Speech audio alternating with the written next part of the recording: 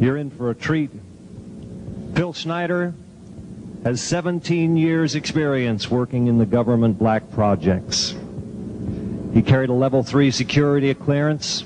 He's a former government geologist and engineer in the black projects, underground bases at areas 51, S4, and Los Alamos.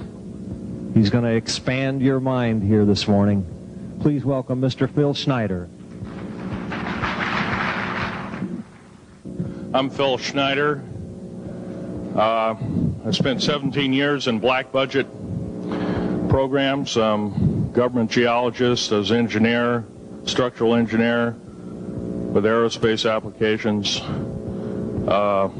self-taught metallurgist, became kind of famous in my own right. I basically would have a set of notes here, but they're unavailable in all this melee. Up here I have different artifacts explaining some of them are alien metals that have been produced both on this planet and the confines of outer space that are now used in all stealth aircraft. All stealth aircraft, for instance, all black jets, what you're seeing of black helicopters and the like, the skins and the coatings and the residues that are used predominantly in the aircraft themselves, in the airframes and the rotor blades and the fans, and in some cases in submarines, special titanium hulls in the Phoenix class submarines now. All this has come from alien technology. 1947 is what the public has been told. Something crashed in the backyard in New Mexico, a place called Roswell, New Mexico. Unfortunately, that's what the public's been told. The military's known about the alien question for the better part of 70 years, and they first saw their glimpse of what was going on as early as 1909 in the American Southwest. Now, Army cavalry evidently were chasing some bandits, and they entered this cave. They were holed up in a cave, and what they found in there was flying discs and little gray guys and all kinds of weird things, and they didn't know how to explain that, and they wrote them down as best they could, and it's been in secret archives ever since. And it's up down by the Truth or Consequences area of New Mexico.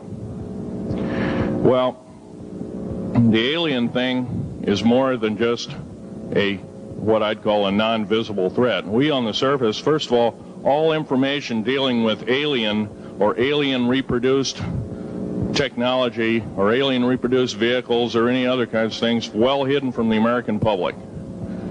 Our black budget, for instance, garners $1.023 trillion every 2 years. It's over $500 billion a year. Right now, there are 131 active deep underground military bases in the United States. There's 1,477 of them worldwide. Each one has an average cost of $17 to $19 billion.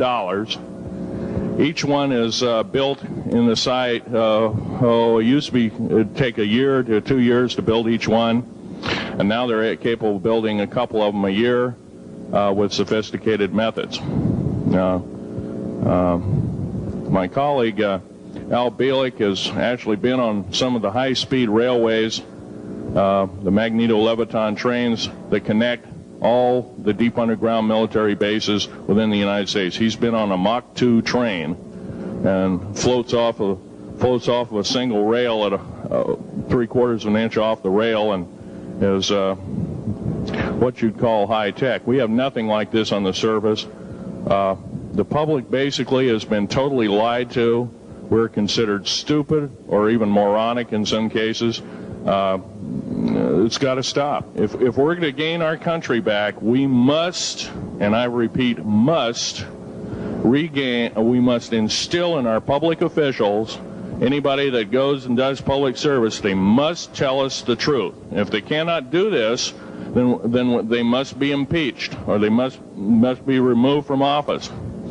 If this cannot occur, if the truth cannot totally come out, there are reasons for secrecy, for instance, but if the truth cannot totally come out, what's the use in us having anything called freedom? Okay, now I have pictures here that I'm going to show you during the break in artifacts, and I ask you to kind of look at them but not handle them. I have actual crashed retrieval metal from Roswell, New Mexico. It's given to me when I was 14 years old. For instance, I've got other things. I've got pieces of this piece of titanium, a special titanium alloy made for everything from the original SR-71 Blackberry. That's old hat now. F-117A is their old hat now. They're making a whole new class of hypersonic above Mach 5 aircraft that employ extremely modern charged particle beam weapons. They don't even use lasers anymore. Computer-enhanced imaging radar, although it's used in helicopters for public surveillance, computer-enhanced imaging radar, and in satellite technology. The brand new kid on the block is a kind of infrared technology where a satellite 150,000 miles out in a geosynchronous orbit, or not quite geosynchronous orbit, but